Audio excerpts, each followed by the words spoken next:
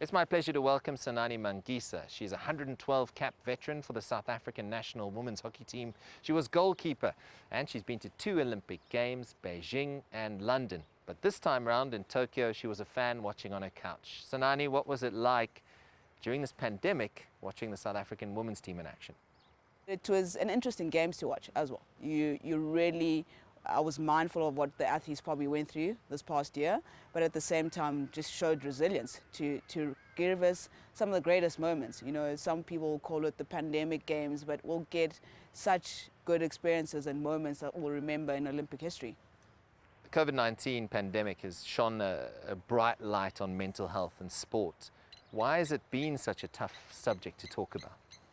I think it's something we've never openly spoken about. Its existence is, you talk about resilience in sport, mental toughness. We've spoken about these things for a long time in different wording, different forms. So, and also athletes have been in scenarios where we can't give up. We have to tough it out, we have to keep going. So the more dialogue we have about it, the more understanding we put to it, and more just, from a human level, understanding each other from a human level, that athletes go through all the stuff we go through first, just on a heightened level with the whole world watching.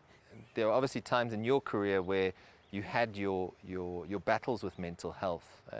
At that point, being a national hockey player and playing on the biggest stages in the world, was it a case of just having to soldier on? I've always been in that environment where our mistakes were heightened, so my level of I need to perform for the team was always higher, so the pressure I put on my own self was higher.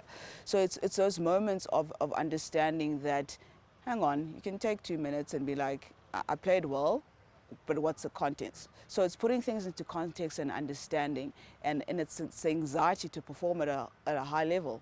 Not enough has really been done for athletes retiring. Can more be done to sort of facilitate or may help that transition happen?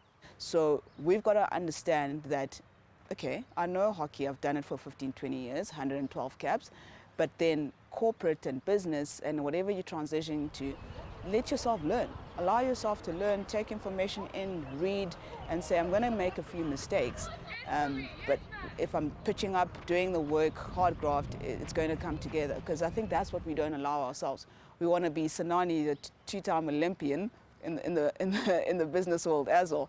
Obviously, a lot of media attention has been put on Naomi Osaka, Simone Biles, Ben Stokes, taking time away from the sport for mental health reasons. What's your take on it? Kudos to Naomi, who was just like one of the, there's been other athletes who've taken time out, but on a global superstar level, in the middle of a Grand Slam.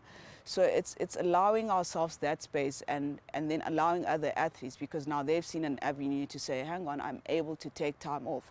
But the question again, does it get to that level and that heightened if we speak about it earlier? And there is a level of you must toughen up. Sport is hard by nature, but I think we need to be careful to tell those athletes to toughen up when it's really difficult in those situations.